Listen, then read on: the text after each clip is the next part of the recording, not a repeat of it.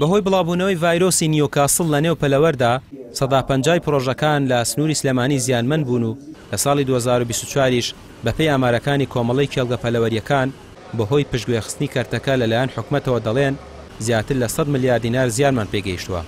حکومەت لە جێگەی ئاسانکاری بۆمان ڕێگریشمان بۆ دروست دەکات.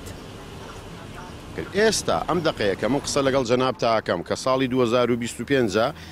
نیوکاسڵێک بڵاو بۆتەوە لە دۆک و زاخۆ تاگاتە کەلار و کفری بەرپرسیارم لەم قسەی خۆم ئەتوانم بڵێم 150 پرۆژەکانی کوردستانی لەناو بردووە بە حکمی ئەوەش کە ئەم هەموو نەخۆشی هەیە ئەم هەموو بارگرانێن لەسەر ئێمە هەیە کە حکومەت هاوکار نییە بە غاز بەگاز جەناب دەزانی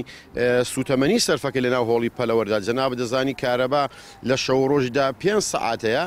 واتە بارگرانێکی زۆر و ماڵوێرانکەرێکی زۆر بۆ خاوەن پرۆژەکان کوردستان لەم کاتەدا هەیە زیاتر لە 100 ملیار دینار لە هەرێمی کوردستان زیان بەر خاوەن پرۆژەکانی کوردستان کەوتۆ لە ساڵی 2024دا. خاوەن کێڵگە پەلەوەریەکان دەڵێن حکومەت و وەزارەتی کشتوکاڵ هۆکاری سەرەکین بۆ ئەم زیانانەی کە ئێمە کردومانە و لە خەمی بەرهەمی ناوخۆدانین. ئەم کابینێ و ئەم وەزارەتە ئیشیان ئەوەیە هەموو بەرهەمهێنەرەکانی کوردستان لە بواری کشتتوکاڵە هەمویان کۆڵ دەن زەرەرکەن بۆ ئەوەی ئەوان لە جیاتی ئێمە بەرهەمی بەست و هاوردە و تیجارەتی خۆیان بکەن. ئیسفادە لە وەزارەتی کشتتوکاڵ لە وەزارەتی کشتتوکاڵان نەماوە بۆتە گەورەترین وەزارەت بۆ داهات پیاکردن بۆ حکوومەتی هەرێم. جەنابی وەزیر قسە نایخوا بیکەنە بەهار لە تەلەڤیزیۆن وەرن سەر بازارکەن کامەیە بەرهەمی هەرێم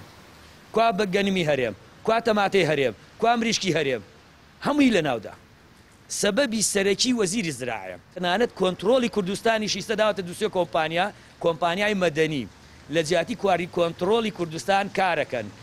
پارەیەکی زۆر لە هاوڵاتی ئەستەرن هیچ سزایانی هیچ مخالفێنی حەزەکەی زەهر بێنە کوردستانەوە تلیاک بێنە بەس بەو کۆمپانیانە پارەی پشکنینیان بدەرێ ئیتر کێشت نییە. کێڵگە پەلەوەریەکان ڕخنەی تون لە کابینەی نوێم دەگرن و پێیان وایە جگەلەوەی هاوکاری جوتیارانی نەکردووە ئاستەنگ و گرفتەکانیش زیادی کردووە و گرنگیدان بە بەرهەمی ناوخۆ تەنها قسە بووە و وا بڕوا جوتیاران بە تەواوی واز لە پیشەکانیان دەهێنن. ڕامیار عوسمان کەناڵی پێیام سلێمانی.